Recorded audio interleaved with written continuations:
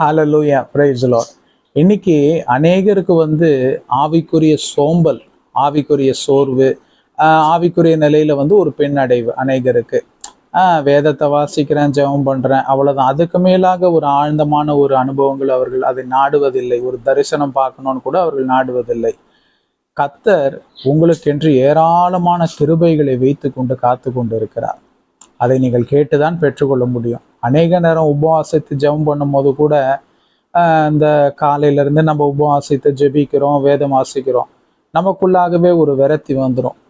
ஆனா அப்படி இல்லாதபடிக்கு நம் கிருபைகளை கேட்டு பெற்றுக்கொள்வது நம்முடைய கடமை. அப்போதான் அந்த ஓட்டத்தை நம்ம தொடர்ந்து ஓடவும், முற்றுமுடிய விசுவாசத்திலையும் ரட்சிப்புலையும் நம்ம நிலைத்திருந்து முற்றிலுமா எல்லாற்றிலும் ஜெயம் கொண்டு தேவனிடத்திலே நாம் போக முடியும். ஆகையாலே கர்த்தர் அந்த கிருபைகளை உங்களுக்கு கொடுப்பாராக. God bless you all.